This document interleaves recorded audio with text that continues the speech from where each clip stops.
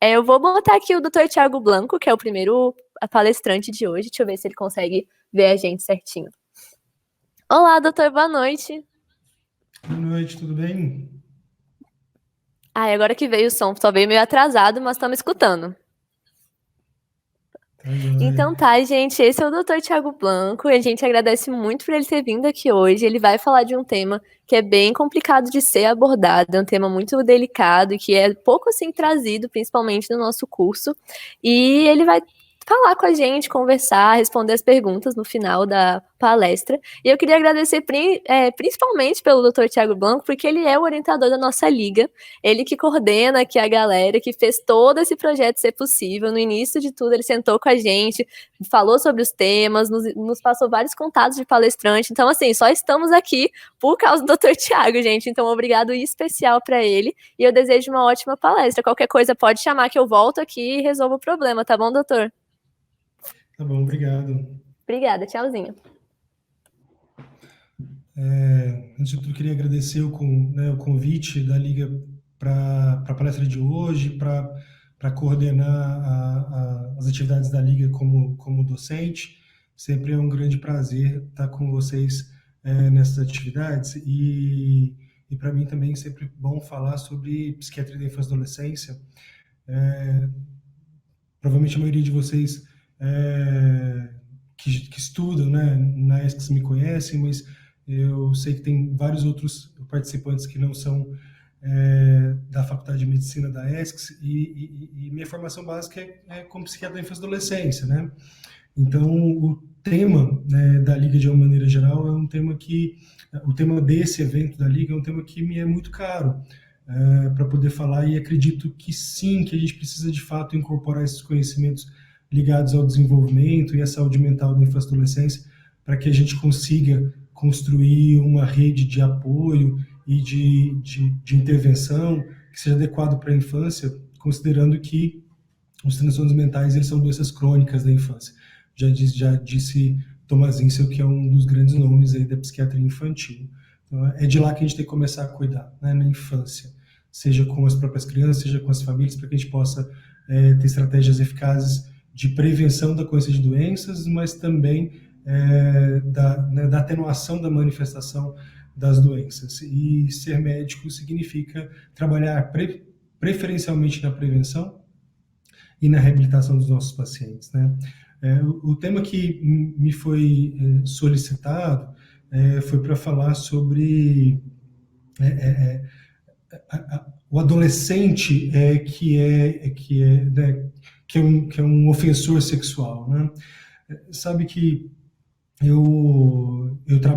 trabalhei por algum tempo na minha carreira e tenho uma ligação bastante estreita com o tratamento da violência, e há alguns anos eu fui convidado a trabalhar no núcleo aqui em Brasília, que é chamado de Programa de Atenção à Violência Alecrim.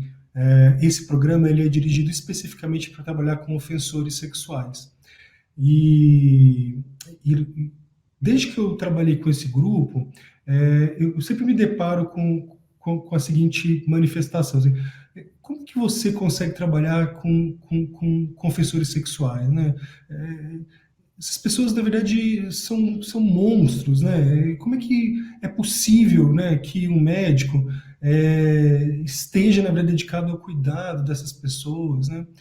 Em uma das ocasiões, eu até, né, houve uma divulgação da própria Secretaria de Estado de Saúde do Distrito Federal sobre o programa e eu fui entrevistado e pela primeira vez na minha vida eu tive que lidar com haters nas redes sociais.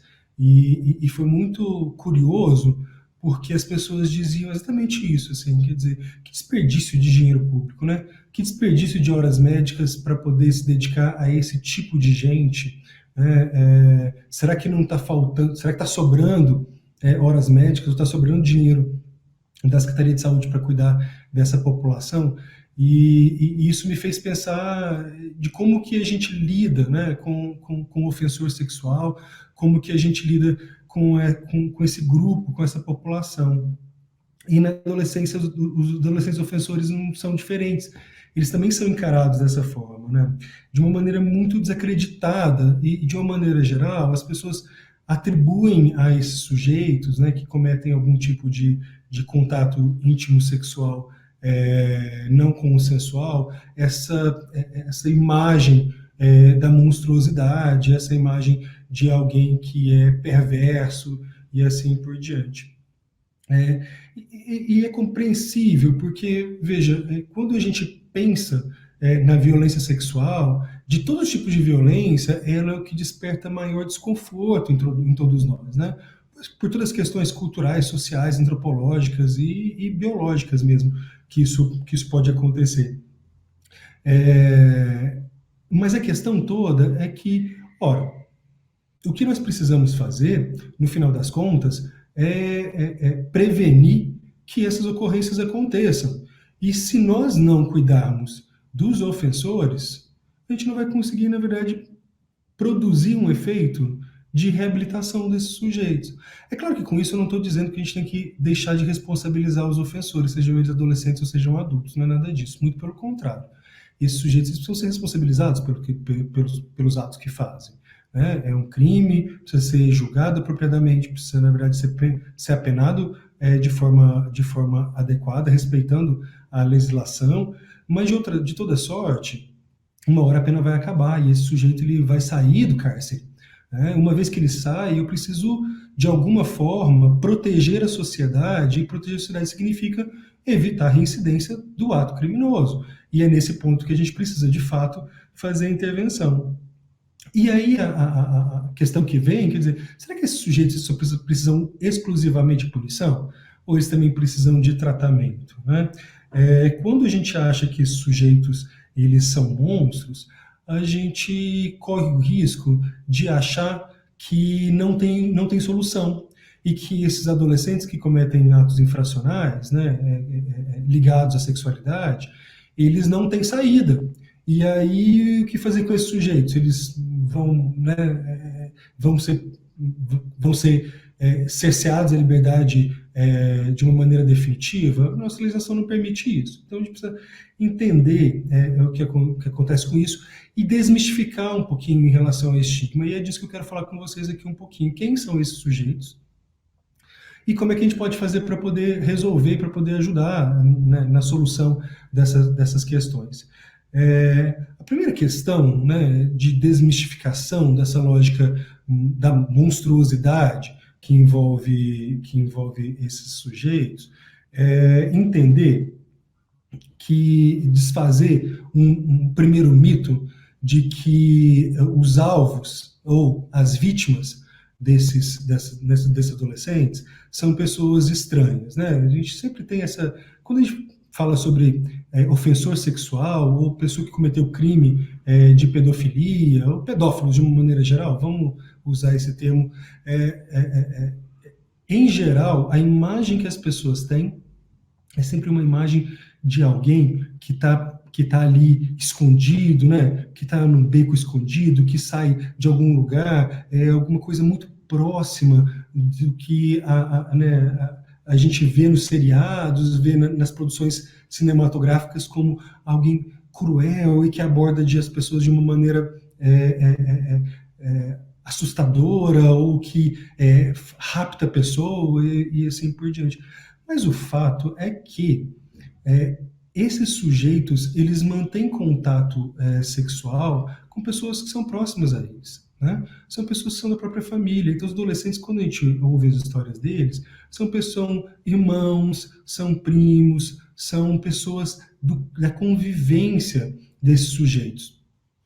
Isso porque, né, quando a gente pergunta para eles, ora, mas por que o seu irmão, por que a sua irmã, por que o seu primo? E aí eles sempre dizem, ora, porque essas pessoas, elas confiam em mim, né? E na maneira que esse processo de sedução é mais fácil, também tem a lógica de que, tendo sido estabelecida uma relação de afeto previamente, a revelação do ato também vai ser menos provável, considerando as repercussões que a vítima pode né, pensar para o ofensor.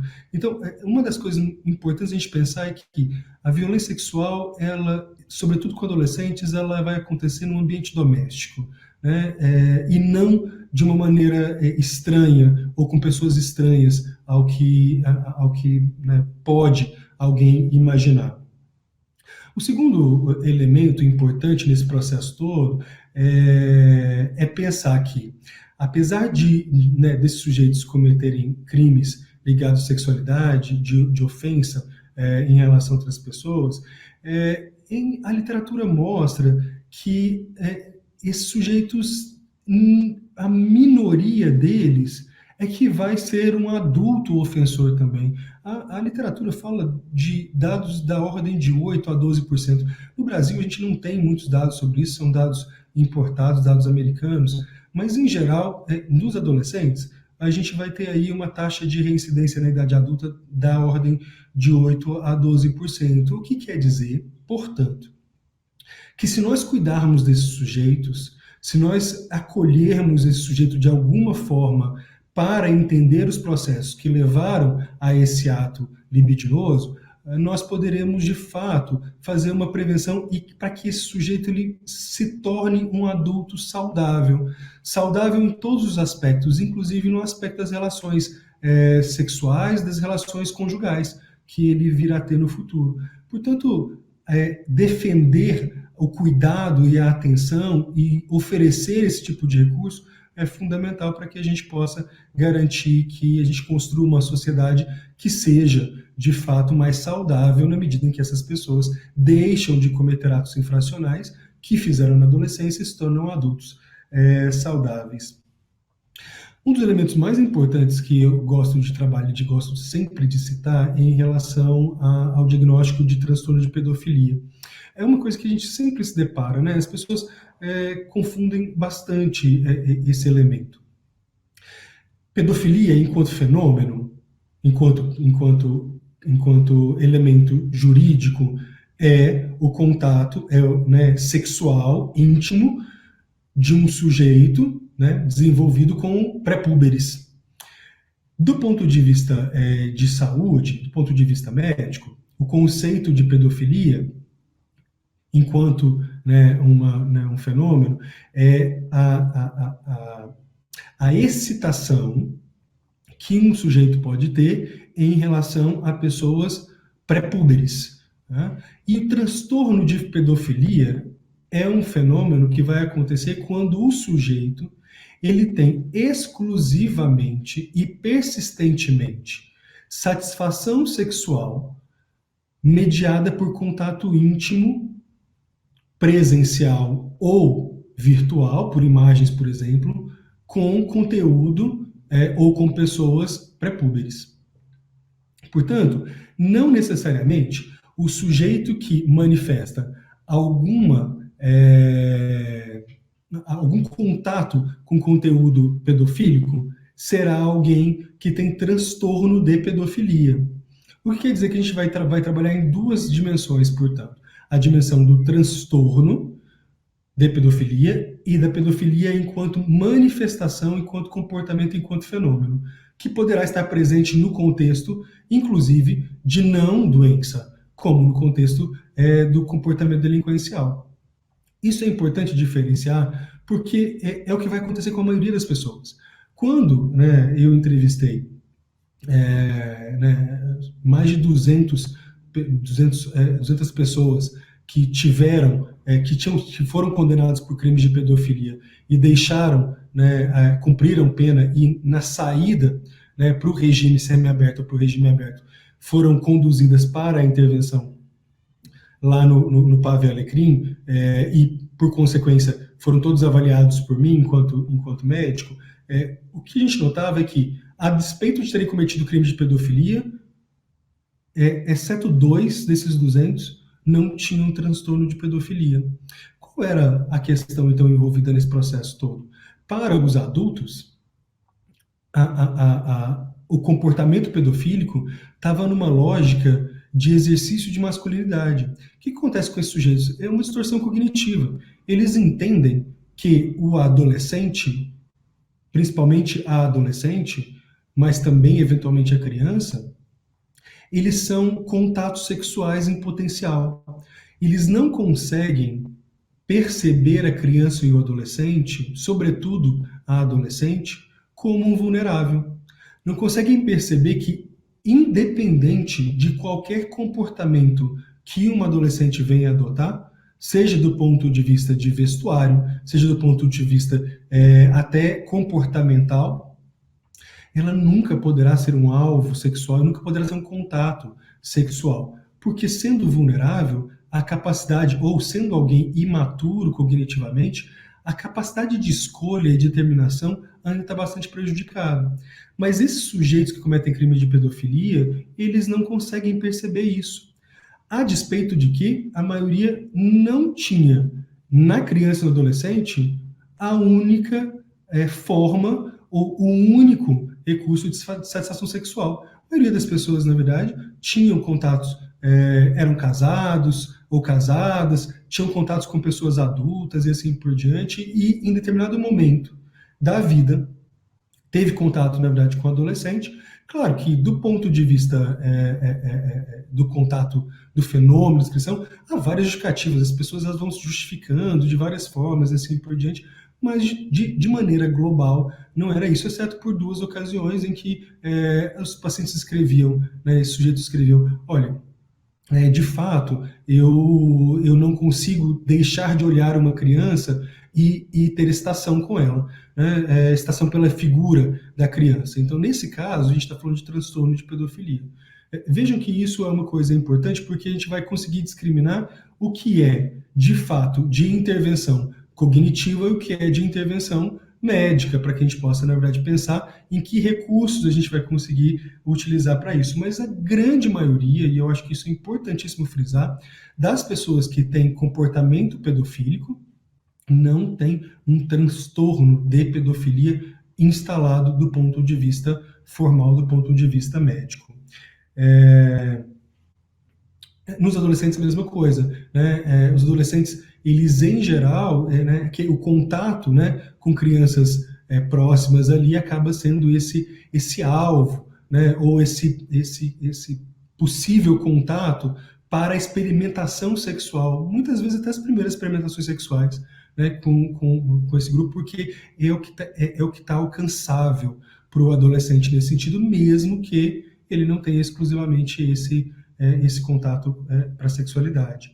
Do ponto de vista do desenvolvimento, nós também não devemos, quando a gente olha adolescentes, a gente tem que tomar muito cuidado para não olhar o adolescente como um adulto. Então, o adolescente que comete, né, um ato infracional por contato sexual com a criança ou com o adolescente, ele é diferente do adulto na medida em que a gente está falando de um sujeito em desenvolvimento.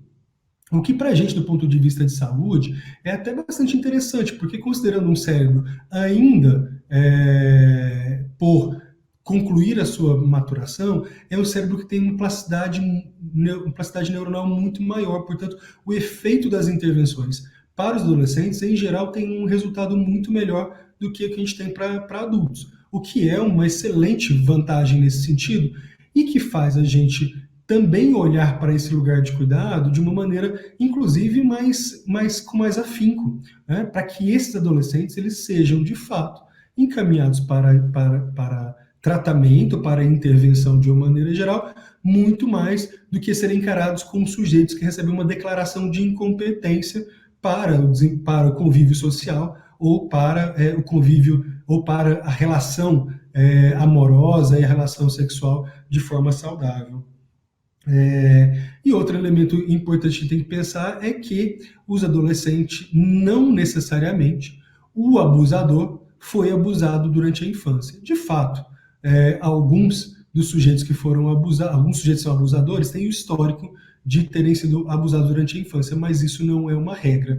Nem todo mundo que foi abusado será abusador, e nem todo mundo que é abusador foi abusado no passado. A gente tem uma tendência a ter esse olhar, e esse olhar de que quem foi abusador foi abusado no passado, Porque isso permite até para a gente, facilita a gente estabelecer uma relação empática com esses sujeitos, quem tem mais dificuldade nesse campo. Ora, se esse sujeito foi vítima no passado, sobretudo se é adolescente, eu consigo olhar para ele e dizer, nossa, então é verdade, ele precisa de cuidado e assim por diante. Mas isso não pode ser ou não deve ser um determinante para que a gente possa entender esse sujeito como alguém possível de atenção e de cuidados para isso. É preciso entender que o sujeito em sofrimento deve sempre ser alvo da atenção médica, né? Isso é muito falado do ponto de vista ético, né? E eu acho que é importante reforçar isso, né? Quando lá os meus colegas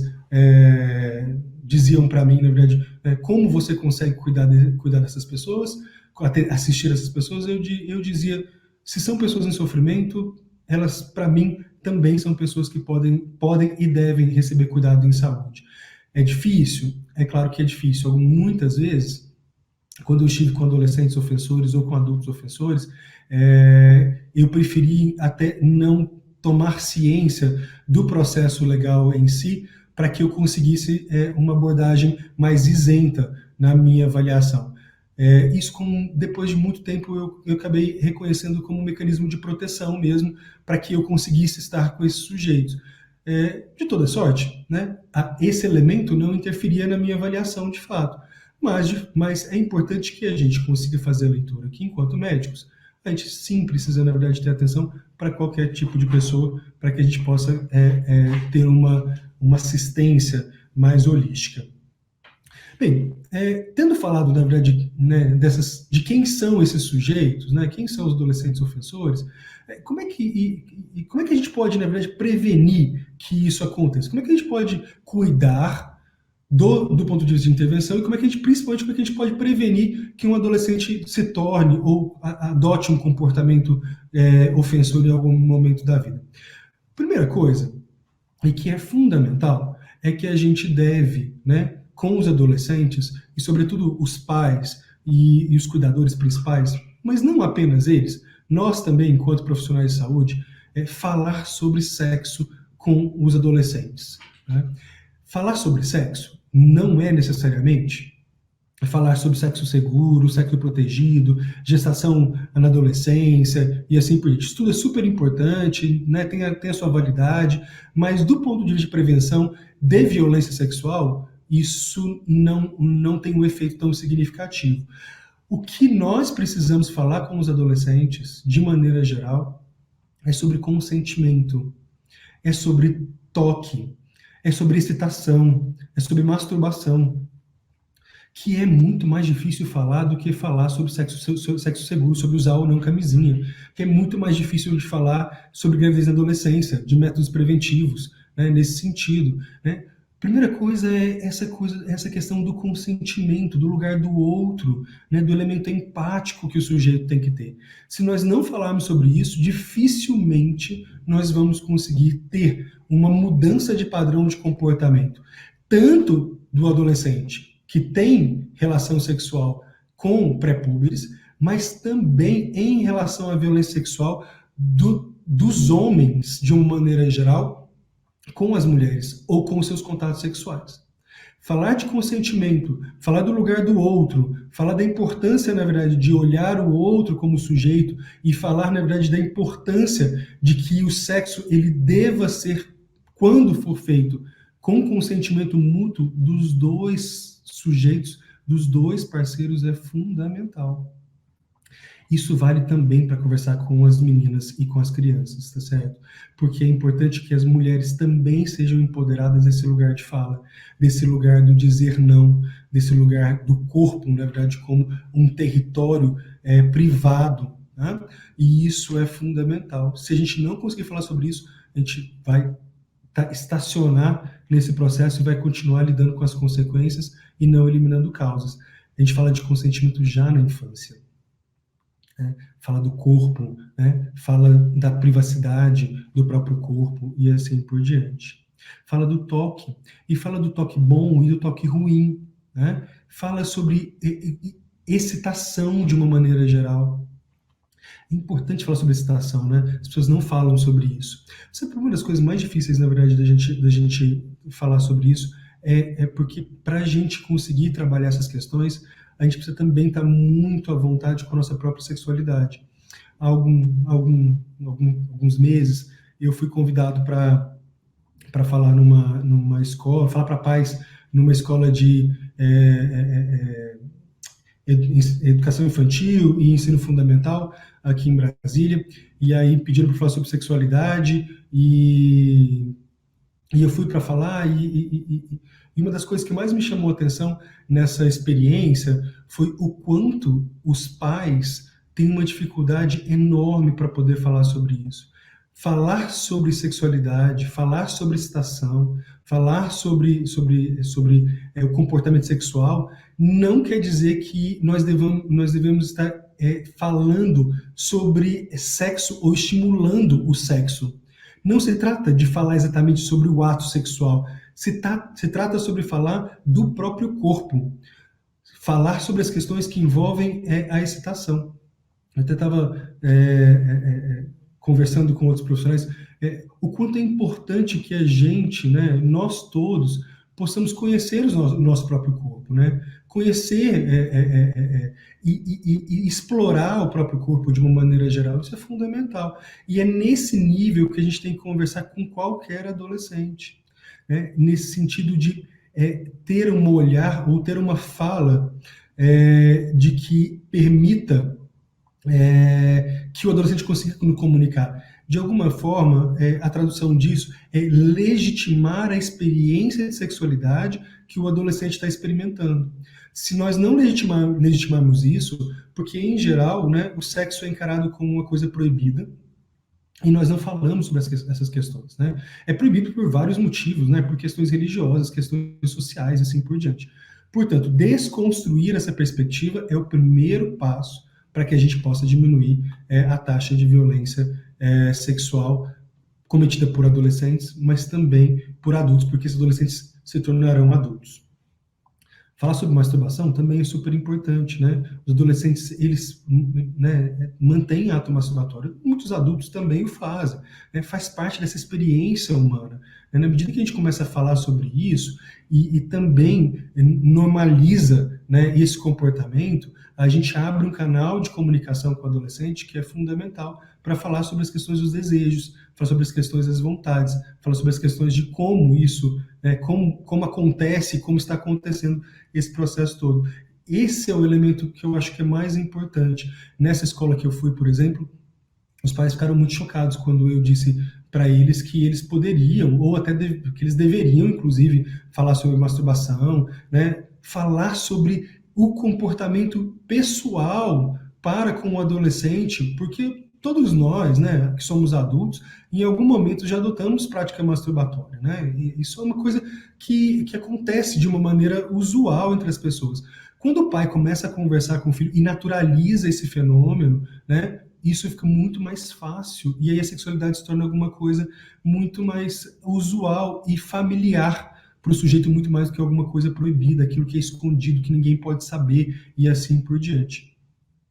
Daí eu também destaco um segundo elemento sobre o qual nós precisamos incluir na pauta social, na pauta das famílias e na pauta dos profissionais de saúde, que é falar sobre pornografia.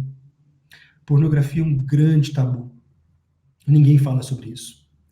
Mas nossos adolescentes estão sendo expostos a isso. Pornografia é uma indústria extremamente poderosa e muito consumida em todos os lugares do mundo. Tá?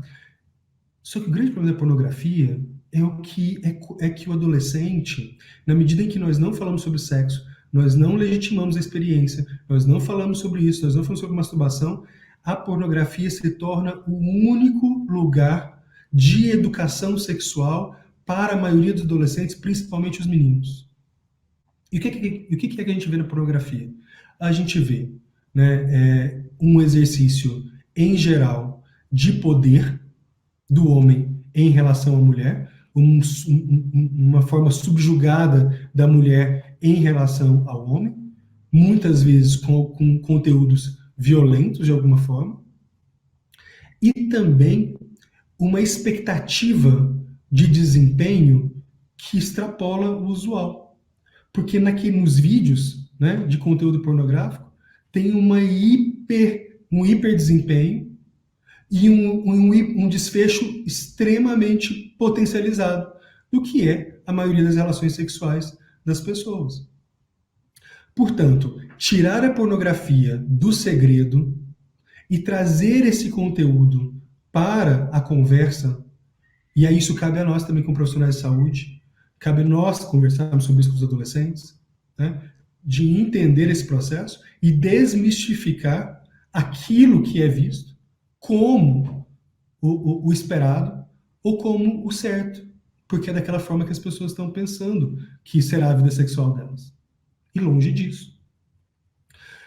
Então, falar sobre pornografia, falar sobre as consequências da pornografia, né, trazer, na verdade, né, essa desmistificação e trazer para o campo da verdade, para o campo do real, é fundamental. Né? Nós precisamos muito mais do que simplesmente limitar acesso, e limitar acesso é uma coisa importante também, né? Nós não podemos desconsiderar ou naturalizar ou normatizar o consumo de pornografia de jeito nenhum, não é isso que eu estou defendendo aqui, mas é preciso falar sobre o que está sendo assistido, falar sobre as expectativas, né, e de alguma forma a gente entender isso, porque não dá para a gente fechar os olhos e achar também que os adolescentes não vão ser expostos a isso. Pode até ser que na casa de alguém haja uma limitação super importante, super, super poderosa, em que o sujeito não vai conseguir ter acesso a esses conteúdos. Mas de alguma forma ele vai ter acesso, com os amigos, com outro tipo de exposição e assim por diante. E é importante a gente antecipar para que a gente possa, na verdade, construir esse olhar para o sexo de uma maneira diferente desse olhar que está feito lá. Vejam, se eu tenho um adolescente que aprende sexualidade por pornografia e lá está conteúdo de uma relação de poder, de violência, de subjugamento, de redução da mulher, principalmente da figura feminina, a um lugar de menos-valia, ele também faz essa leitura do ponto de vista de relacionamentos. Né? E é desse lugar que a gente tem que falar. Junto com isso, a gente tem que falar sobre masculinidade, exercício de masculinidade. Como que o exercício de masculinidade se estabelece na sociedade? Como que ele estabelece para o menino adolescente? Como ele estabelece para o garoto, né, para o garoto que está em formação, e que está em formação identitária, inclusive. Identitária enquanto gênero mesmo, enquanto gênero masculino. Se nós não colocarmos isso na pauta, a gente vai, na verdade, vai acabar chegando naquele ponto que eu comentei lá dos adultos, que é o adulto que entende que para o exercício da masculinidade, para ser homem, ele tem que dar conta do ato sexual sempre que alguém se insinuar ou manifestar desejo. É o que acontece lá com aqueles adultos que eu comentei, quando eles não entendem que adolescente é sempre vulnerável. E vamos pensar numa situação em que uma adolescente, pré-púbere, pode, em alguma situação, por conta de questões sociais, estar presente em ambientes que sejam erotizados, pode, inclusive, estar erotizada a adolescente por conta do seu vestuário, e é possível, inclusive, que em algum momento, mesmo uma adolescente, expresse desejo de contato íntimo com um adulto. Olha que interessante. É a gente também sair desse lugar de que o adolescente ou a adolescente também não estará nesse lugar. Ou mesmo a criança, eventualmente, principalmente se já tiver sido vítima de abuso, de ter algum grau de erotização da infância ou erotização da adolescência. E aí ela se manifesta, na verdade, para o sujeito adulto, e ele, nesse lugar de masculinidade, entende que para cumprir o papel social do homem, na lógica dele, ele tem que dar conta de fazer aquilo. Então ele tem que transar com a adolescente. Porque, afinal de contas, ela se insinuou para ele, homem que é homem, ele tem que cumprir, na verdade, a sua virilidade, que é exercida através do ato sexual, em geral, uma atitude de exercício de poder sobre a mulher.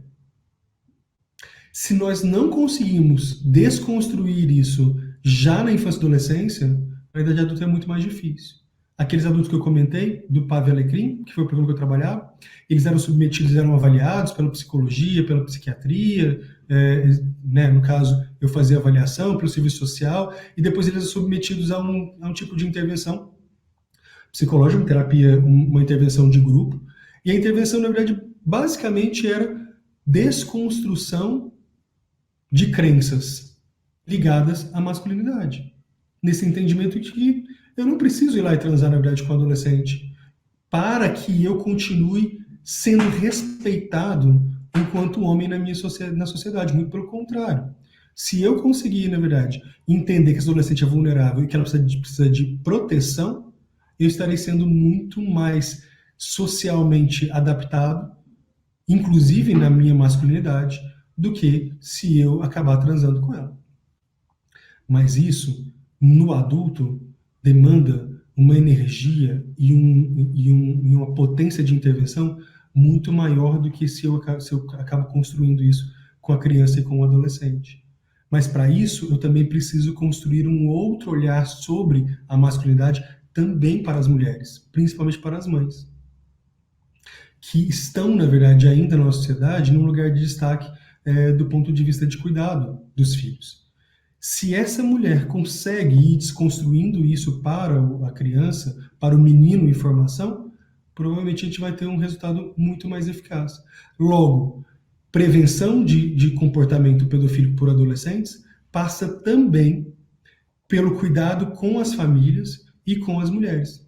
Um processo que a gente tem um processo muito bem sucedido, né, que começou na Turquia e a Unicef acabou se apropriando. Aqui no Brasil, né, o pessoal lá da Unifesp, da professora Maria Conceição, que trouxe esse programa para cá, que é um programa de empoderamento das mães, de forma que elas se empoderam nesse lugar materno enquanto mulheres, para que a gente consiga, na verdade, construir essa outra nova relação de gêneros na sociedade contemporânea.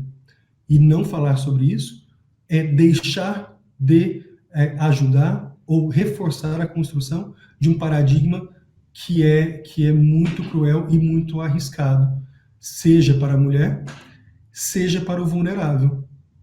Isso porque a mulher é entendida como alguém vulnerável e que, portanto, né, é passível de dominação pelo homem, assim como também a criança vulnerável, né? E o pré-puber também, nessa lógica de que ele também se aproxima mais desse lugar do não-homem, porque ele ainda não está nesse, ou da menina que não está com esse desenvolvimento do corpo masculino.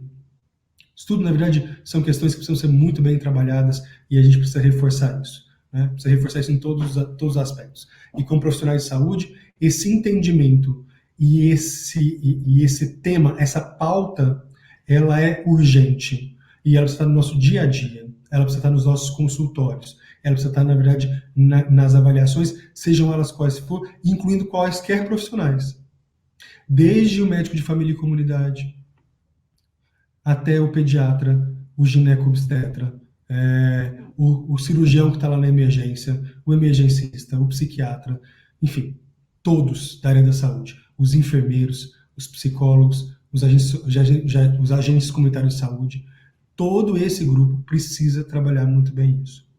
E junto com isso, eu quero, na verdade, lembrá-los sobre a importância de que a gente esteja, de fato, né, construindo uma sociedade que consegue, né, ter um olhar para a sexualidade menos punitivo, né, com menos culpabilização, né, com menos entendendo a sexualidade fora do lugar do pecado, né, e aí independe de religião, né, nessa questão toda, é só o significado daquilo que não é desejável, né, nesse sentido, para que a gente possa fazer isso. Eu tive, há alguns anos, trabalhando com professores, e aí, né, essa história que eu contei da escola que me convidou para falar com os pais, antes disso, uma outra instituição de ensino me chamou para falar com os professores. Eu disse assim, como é que nós vamos falar sobre sexualidade? foi mais ou menos na mesma época que a gente teve, na verdade, uma grande questão sobre transexualidade na escola, homossexualidade nas escolas, enfim, kit gay, aquela coisa toda. E aí uma escola me chamou, olha, quer dizer, como é que a gente pode falar sobre isso, né? Em que momento a gente pode falar sobre isso, né? Se vocês lembrarem a história de vocês, provavelmente vocês vão lembrar que lá, por volta da terceira, né, do quarto ano do ensino fundamental, e depois de novo, ali na segunda fase do ensino fundamental, as escolas preparavam uma aula sobre sexualidade. Aí eles levavam as meninas para uma sala, os meninos para outra, e aí vamos falar então sobre sexualidade, e aí dava aquela aula, aquela coisa toda, enfim. Sexualidade não se trata assim. Não é essa a forma que vai ser mais eficaz, né? Sexualidade se trata quando as situações acontecem, quando elas aparecem dentro da sala de aula. E aí, quando eu fui conversar com os professores, a grande dificuldade era: peraí, como que eu vou falar sobre isso? Né? Eu não me sinto à vontade para falar sobre isso. Né? E aí, o segredo por trás disso tudo foi ajudar os professores e professoras a lidar com a própria sexualidade. Será que essa pessoa está segura com a própria sexualidade? E daí eu não estou falando de orientação sexual não, tá? Não apenas sobre isso. Orientação é um dos elementos da sexualidade. Eu estou falando, será que eu estou satisfeito com a minha sexualidade? Será que eu consigo, na verdade, respeitar o meu corpo? Né? Como é que eu me coloco, na verdade, nessas relações a dois, ou na relação conjugal? É desse lugar que eu estou falando. Se nós não conseguimos estabelecer boas relações com a nossa própria sexualidade, dificilmente a gente vai conseguir conversar com qualquer outra pessoa de maneira à vontade, de maneira livre sobre isso. De orientação e assim por diante. E quando a gente, na verdade, traz numa lógica de naturalidade, fica muito mais fácil. Né?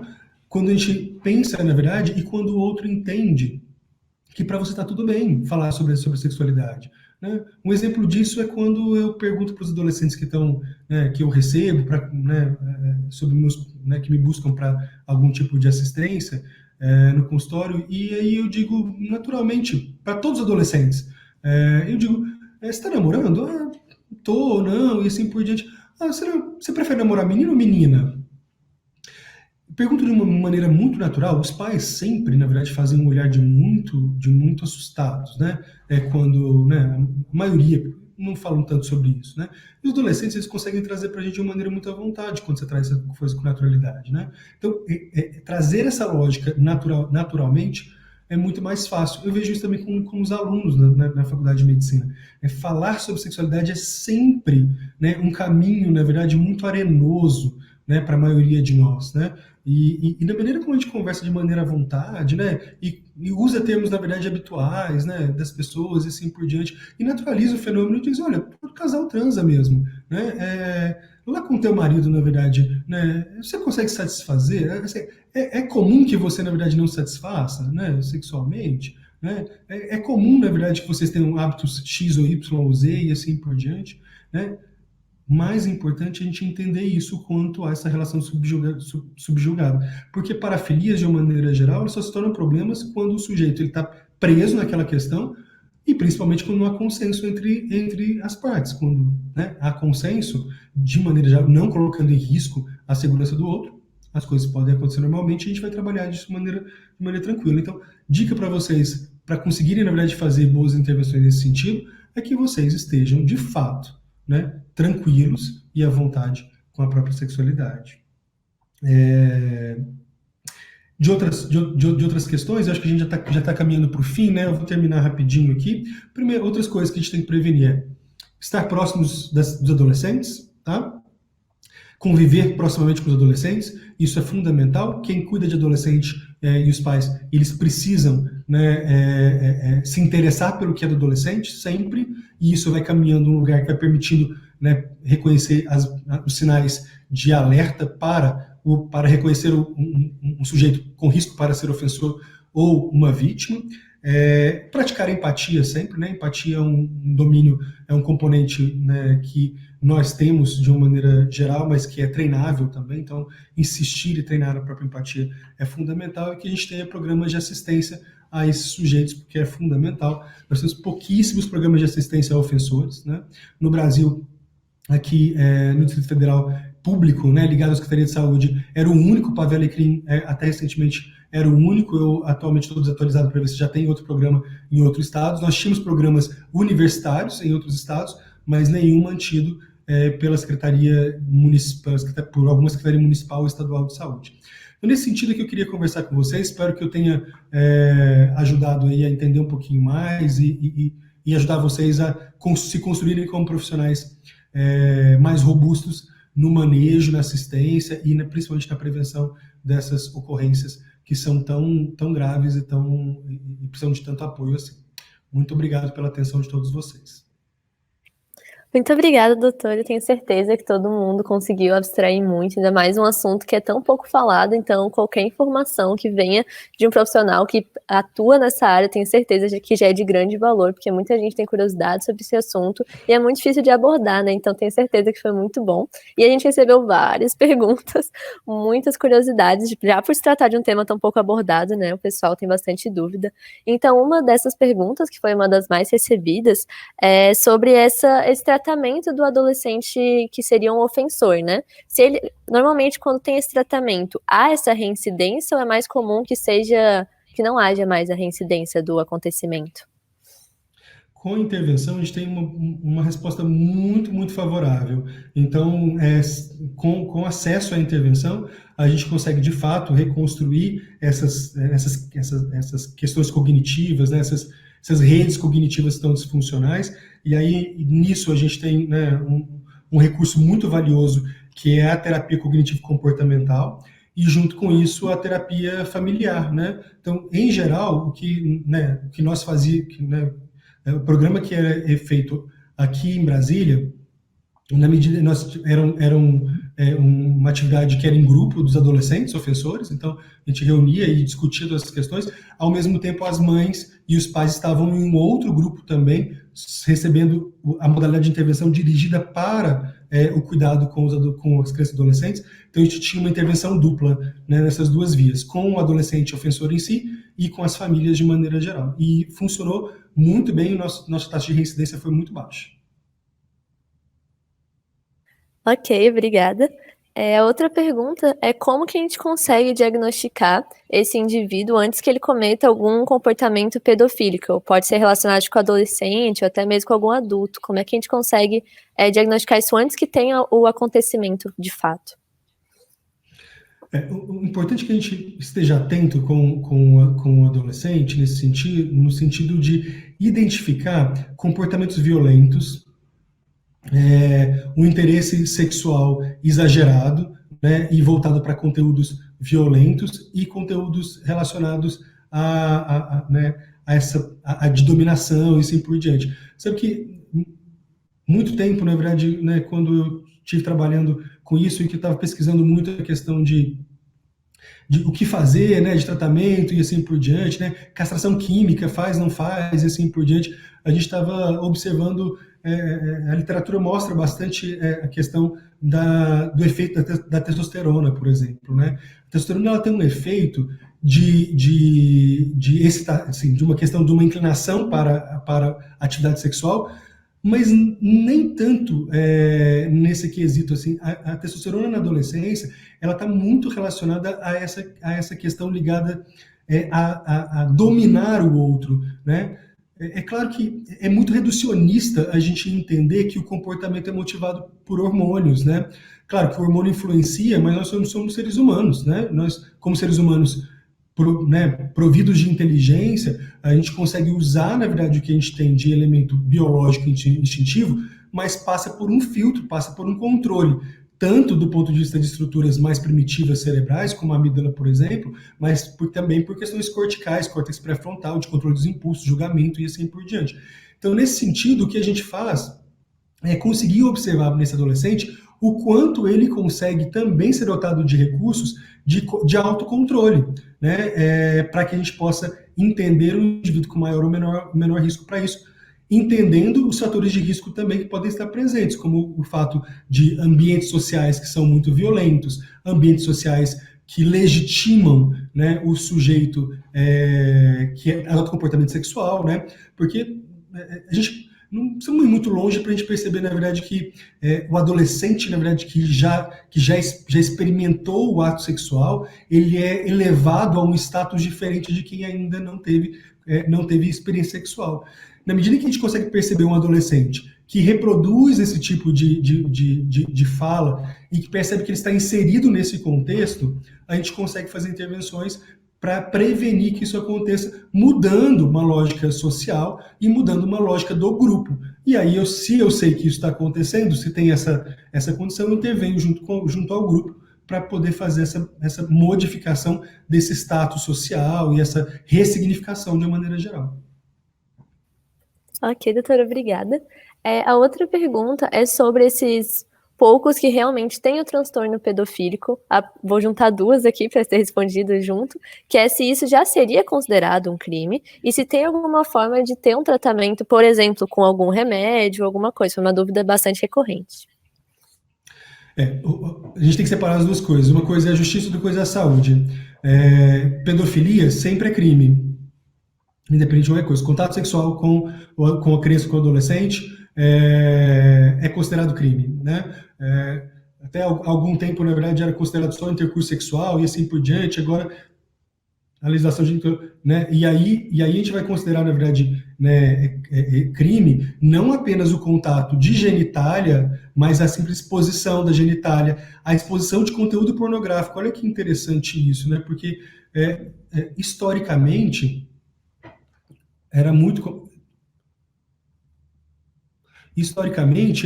comum que as crianças, os meninos, fossem expostos precocemente a conteúdo pornográfico, né? Ali por volta dos 10 anos, os pais ou um primo ou alguém da família já expunha conteúdo sexual, na verdade, para a criança, de forma a estimular a virilidade do menino, né?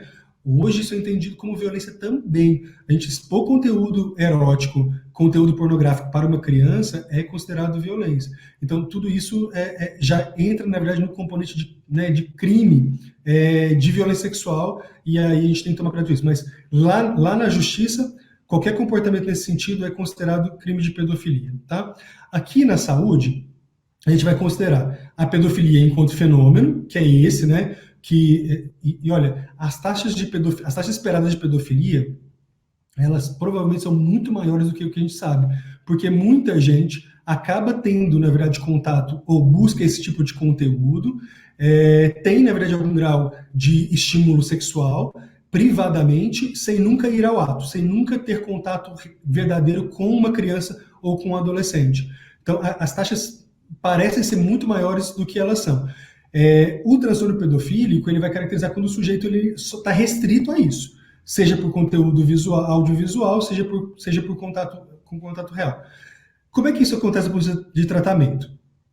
A gente deve fazer intervenção psicoterápica, né, para esses sujeitos, para poder, né, entender quais são as questões que envolvem essa vinculação estrita, né, qualquer vinculação específica e exclusiva a um componente caracteriza um transtorno de parafilia de uma maneira geral, e o que não é saudável para o sujeito, né? E eventualmente a gente pode lançar mão de recursos medicamentosos que diminuem a libido, né? Diminuem o desejo sexual, para que o sujeito comece a entrar em contato com o desejo, mas ressignificá-lo através da psicoterapia.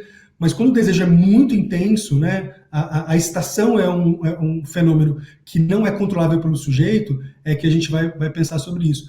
Lembrando, né, que assim, o desejo, ele em geral não é controlável pelo sujeito, né? Desejo é igual ao sonho, a pessoa ela tem, né? E nesse componente também está nesse lugar. O que a gente precisa fazer é entender, ajudar o indivíduo a entender esse processo, ampliar o seu leque de possibilidades de satisfação sexual, que não incluam a criança, porque sempre vai ser crime nesse caso, né, por conta disso, para que ele possa ampliar a sua experiência em sexualidade, portanto alcançar a satisfação sexual, que é uma coisa natural para todos nós, para todo ser humano, de outras formas que não incluam um comportamento criminoso ou um comportamento para agir da saúde a gente vai chamar de mal adaptado. Ok, doutor, muito obrigada. Ainda dá tempo ainda, esses últimos 2 minutinhos, para uma última pergunta que mandaram, perguntando se pais e mães que estimulam esse comportamento de, por exemplo, insinuação com a criança, daí mandaram um exemplo de pais que filmam a criança em danças ou etc., em questão com essa erotização, se eles já podem ser considerados abusadores, mesmo não tendo acontecido algo de fato, mas só essa estimulação precoce. É uma pergunta difícil de responder, porque passa por várias questões aí, né? Eu recentemente estava até, né, lembrando da década de 90, né? A década de 90 foi uma década que as crianças foram super erotizadas, né? Vocês são muito jovens, vocês não acompanharam isso, mas tinha conteúdo erótico muito explícito na TV nos horários assim habituais, assim, coisas que hoje a gente olha para trás e fica bastante incomodado de como que isso aconteceu, sem que ninguém tivesse prestado atenção, na verdade, para o que estava acontecendo, ou de maneira mais clara ter chamado atenção para isso. Não é possível caracterizar, aí precisaria da ajuda de alguém do direito, inclusive, que não é o meu campo formal, mas não é possível caracterizar um adoecimento, nenhum elemento de crime nesse processo de erotização ou de estímulo a essa erotização da infância ou da criança. É claro que isso vai depender muito também do grau de prejuízo que está acontecendo ou do quanto esse sujeito que erotiza e qual a intencionalidade dele. Né? Se é, na verdade, para satisfação do próprio desejo, assim por diante, ou é porque é uma distorção realmente cognitiva, né? De que, veja que interessante são algumas coisas, né? E aí eu acho que eu já extrapolei, né? Mas, por exemplo, gravidez e adolescência, um dos elementos que a gente tem que trabalhar muito com isso é que nas sociedades, nos grupos comunitários menos favorecidos economicamente, a menina que tem um filho, ela se torna adulta, ela deixa a adolescência e se torna adulta. Então, ela chega num status quo diferente. Por isso que você fala assim, poxa, mas a gravidez e adolescência sempre é um problema. Mas para a leitura daquele sujeito, daquela menina, não é sempre um problema assim. Então, é um lugar diferente e a gente tem que olhar esse lugar. Para esse pai ou para essa mãe que eventualmente está erotizando essa criança, isso eventualmente nem é lido no campo da violência e não é feito de uma maneira que tenha intencionalidade de provocar isso. Mas é nosso papel enquanto profissionais de saúde despertar para isso e orientar para que isso não aconteça considerando os riscos potenciais desse tipo de comportamento para o desenvolvimento infantil. Obrigada, doutora. Acho que conseguiu responder todas as perguntas que foram trazidas. De fato, a gente não consegue falar todas, são muitas dúvidas sobre esse assunto, muitos assuntos que acabam cruzando com esse campo jurídico também, por causa de todas essas questões. Mas acredito que foi bem explicativo para todo mundo. E já estamos recebendo elogios também aqui no nosso direct, nos comentários. Então, a gente fez um post para o doutor Tiago lá no nosso Instagram, a gente marcamos eles, se quiserem entrar em contato também. E acho que é isso, doutor. Boa noite. Muito obrigada pela sua participação, sua disponibilidade. Ficamos muito felizes por todo o apoio no evento inteiro, além da palestra. Então, muito obrigada de verdade. Quero agradecê-la, Luísa, em nome de quem eu agradeço a liga toda. Vocês realmente são muito dedicados aí. Ontem eu já recebi elogios também dos outros participantes que terminam aqui as aulas e me agradecem por ajudá-los a organizar tudo isso. E muito obrigado a todo mundo que está participando aí. Aproveitem bastante. O curso está muito legal, assim, tem pessoas muito especiais participando e tá muito, eu estou muito feliz de estar junto com vocês nessa liga, tá? Parabéns de novo e tenham um bom curso. Tchau, tchau, boa noite para vocês. Obrigada, doutor. Boa noite.